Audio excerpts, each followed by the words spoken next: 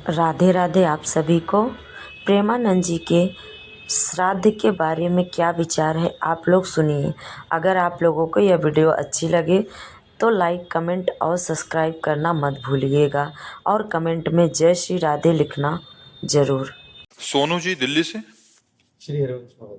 श्री हरिवंश महाराज जी, भगवान एक तरफ हमने सुना है कि मृत्यु के बाद आत्मा को अगला शरीर या जन्म मिल जाता है, जैसे उसके कर्म होते हैं उसी आधार पर अगला जन्म मिलता है, तथा दूसरी तरफ हम मरने वाले व्यक्ति का श्राद्ध या तर्पण करते हैं। यदि मरने के बाद अगला जन्म मिलता है तो फिर श्राद्ध और तर्पण उस जीव को तक कैसे पहुंच पुण्य रूप बनता है। जैसे आपने श्राद्ध तर्पण जो भी किया वो पुण्य रूप बनेगा, और वो जहां भी होगा जिस योनि में होगा उसको पुण्य जो है उठाएगा, उन्नति कराएगा उसका। जैसे वो गली का कुत्ता है तो वो घर का कुत्ता बन जाएगा, वो गाड़ी में घूमेगा, वो अच्छी सी व्यवस्था पा जाएगा, क्योंकि आपने इधर से पुण्य दिए, वो पुण्य उसको उठा करके ऊपर करेंगे। मनुष्य है तो उसमें जा करके उन्नति करवाएगा, वो हमारा व्यर्थ नहीं जाता। वो जिस आत्मा के लिए हमने संकल्प किया वो आत्मा जिस योनि में होगी वहां जाकर उसे प्राप्त होगा।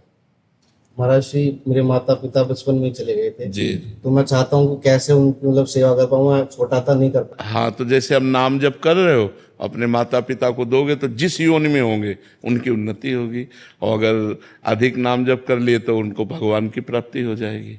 हाँ, ऐसा। अर्चना जी।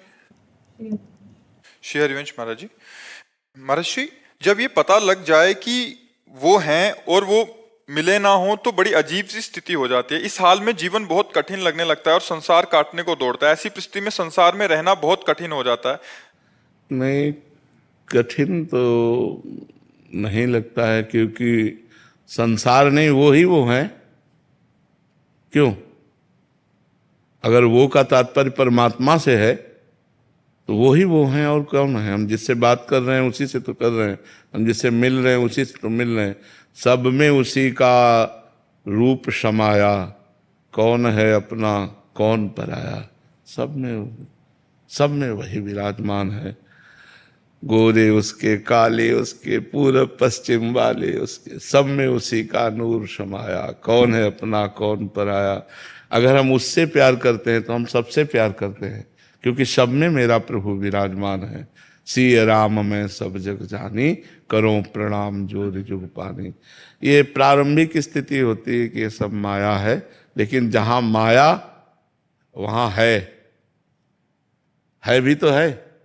बोले ये माया है तो है परमात्मा है स्वरूप परमात्मा है। तो बोले ये ब्रह्म नहीं है, वहाँ भी तो है। ये ब्रह्म नहीं है, ये माया है, तो दोनों जगह है ना। वो है जो हमारा प्यारा है, जहाँ कहा जा रहा है नहीं है वहाँ भी है, क्योंकि है परमात्मा। जो है स्वरूप है वो परमात्मा है। तो आप देखो, नहीं है तो नहीं तुम्हारी भावना, लेकिन वो है। तो किससे भागूं, कहाँ भागूं? सर्वत्र वही विराजमान है, उसके सिवा कोई और है नहीं। बस ये जानकारी मिल जाए तो हमारा हृदय शांत हो जाए, हमारा हृदय प्रसन्न हो जाए। पर भजन करो और भजन करो, आगे और बढ़ो। प्रारंभिक स्थिति है, आगे और बढ़ोगे तो सब में देखो। गोपीजन कहती जित देखूं तित श्याममयी है, मायामयी नहीं। मैं जिधर देखती हूँ मुझे श्याम सुंदर दिखाई देते हैं। श्याम सुंदर के सिवा कोई है ही नहीं। यमुना जी को देखती हूँ तो वही श्याम रंग, आकाश को देखती हूँ वही श्याम रंग, वृक्षों में देखती हूँ, लताओं में देखती हूँ, घर में देखती हूँ, जिधर देखती हूँ। अब चूंकि पुतरी श्याममयी हो गई तो जिधर देखे उधर श्याम सुंदर दिखाई देंगे।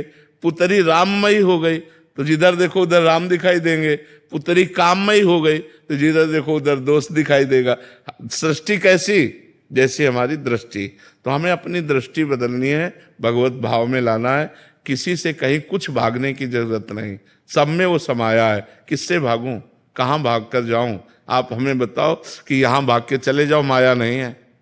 आप हमें वो स्थान बताओ जो माया रहित हो, और वो स्थान बताओ जो परमात्मा रहित हो।